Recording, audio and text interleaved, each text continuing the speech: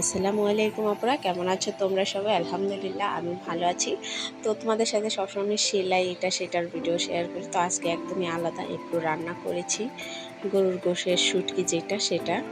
তো তাই ভাবলাম তোমাদের সাথে একটু শেয়ার করি। তো দেখো, প্রথমে হচ্ছে আমি যে আমার শুটকিগুলো ছিল গোশের বানিয়েছিলাম, সেই শুটকিগুলোকে দেখাচ্ছি সামান্য পরিমাণে রান্না করব, কিন্তু এখানে সামান্য দেখা যাচ্ছে, এটা রান্নার পরে অনেক বেড়ে যায় রান্না করার সময়।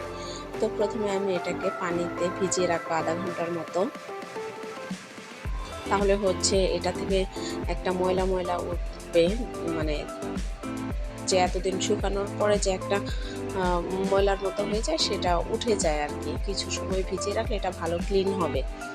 তো আমি আধা ঘন্টার মতো এইভাবে পানিতে ভিজিয়ে রেখেছি। তারপর হচ্ছে এগুলোকে কষলিয়ে কষলিয়ে ভালো করে ধুয়ে নিব। আর ধোয়া হয়ে গেছে আমার, আমি সেটি দেখাচ্ছি না। ধোয়ার পরে হচ্ছে এভাবে দেখো আমি গরম পানিতে দিয়ে দিচ্ছি শুটকিগুলো। গরম পানিতে দিয়ে আমি এটাকে কিছুক্ষণ সিদ্ধ করে নিব। একদম তোমরা হাতাতে উঠিয়ে এটি আঙুল দিয়ে চেপে দেখবে যে সিদ্ধ হয়েছে কিনা, বা একটা কাঁটা চামচ দিয়েও চেপে দেখতে পারো সিদ্ধ হয়েছে কিনা। সিদ্ধ হওয়া পর্যন্ত এটিকে ফুটাতে হবে। তারপর দেখো সিদ্ধ হয়ে গেছে, আঙুল দিয়ে চাপ দিছি ভেঙে গেছে।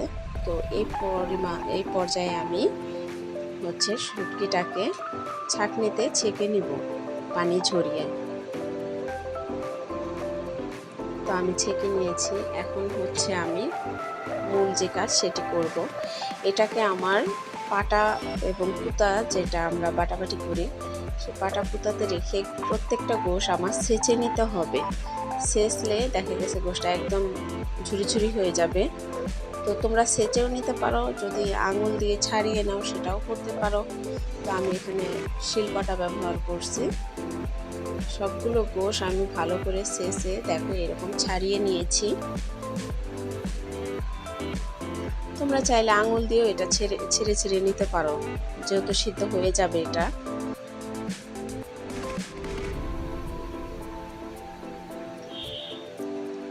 এটা খেতে আমার কাছে অনেক ভালো লাগে, তো ভাবলাম তোমাদের সাথে একটু শেয়ার করি। আমি তো কখনো রান্নার ভিডিও শেয়ার করি না, তো এই উদ্দেশ্যে আর কি তোমাদের সাথে শেয়ার করা মন চাইলো। তো আমি এখন একটা কড়াইতে 1.5 কাপ পরিমাণ পেঁয়াজ আর তেলটা দিব। এই রান্নাটাতে বিশেষ করে তেল, পেঁয়াজ, বাটাবাটি মশলা যাই দাও না কেন, গরুর গোশে যা দিবে সেম এখানেও তাই দিবে। তবে মশলাগুলো একটু বাড়িয়ে দিবে। পেঁয়াজ, আদা, রসুন, তেল এগুলো একটু পরিমাণে বাড়িয়ে দিবে, তাহলে খেতে অনেক ভালো লাগে। তো আমি পেঁয়াজ, রসুন কুচি, পেঁয়াজ আর হচ্ছে তোমার তেজপাতা, গরম মশলা আর এলাচ দিয়ে দিয়েছি। দিয়ে হচ্ছে এটাকে সরি স্কিপ হয়ে গেছে আমার, আমি যে মশলাগুলো দিয়েছি আমি বলে দিচ্ছি।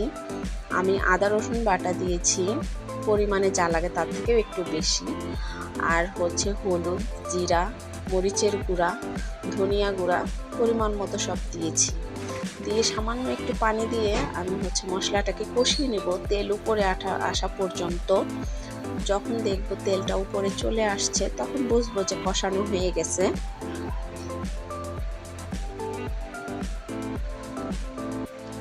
মশলাটা কষানো হয়ে গেলে এই পর্যায়ে এসে শুটকির যে গোশটা আছে সেটা দিয়ে দিব। দিয়ে এভাবে নেড়ে চেড়ে ঢেকে রেখে কিছুক্ষণ এই ভেজা ভেজা অবস্থায় এটাকে কষাবো। আমি এখানে আর এক্সট্রা পানি দিব না। 1.5-2 মিনিট আমি এভাবে একটু কষাবো ঢেকে রেখে। আর বারবার নেড়ে দিব যেন নিচে লেগে না যায়। তো এইভাবে কষানোর পরে যখন দেখবেন যে হ্যাঁ ভালো ঘনত্বটা সুন্দর দেখা যাচ্ছে, কষানো হয়ে গেছে, তখন এখানে সামান্য পরিমাণে পানি অ্যাড করবে। খুব বেশি পানি দেওয়ার দরকার নেই।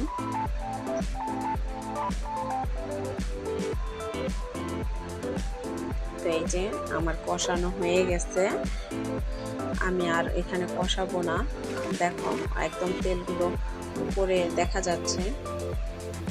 তো এই পর্যায়ে আমি সামান্য পরিমাণে পানি অ্যাড করব, কারণ আমার এটা সেদ্ধ করার দরকার নেই, আমার এটা সেদ্ধ অলরেডি হয়ে গেছে। তারপরেও হচ্ছে যতটুকু পানি দিবে, খুব বেশি পানি দেওয়ার দরকার নেই।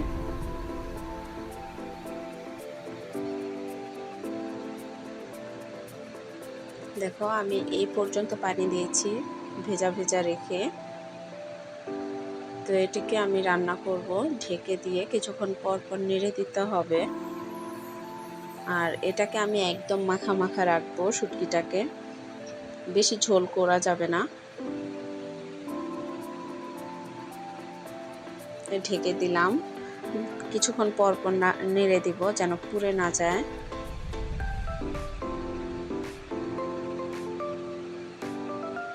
কি যে সুন্দর গ্রান বের হয়েছে, আমার তো এই খাবারটা খুব পছন্দ, আমার এটা খুবই ভালো লাগে। তো যারা যারা আছেন শুটকি পছন্দ করেন গোশের, অবশ্যই তারা লাইক কমেন্ট করে জানাবেন এবং আমার পাশে থাকবেন, আমাকেও আপনাদের পাশে থাকার সুযোগ করে দিবেন। তো আমি আবারও ঢেকে দিয়ে কিছুক্ষণ রান্না করে নামিয়ে নিয়েছি। দেখুন এই পর্যায়ে আমি এটাকে পরিবেশন করেছি, একদম মাখা মাখা, বেশি ঝোল করিনি। তো দেখতেও যেমন চমৎকার হয়েছে, খেতেও অনেকটা মজা হয়েছে। তো ভালো থাকবেন সবাই, আজ এই পর্যন্তই। আসসালামু আলাইকুম।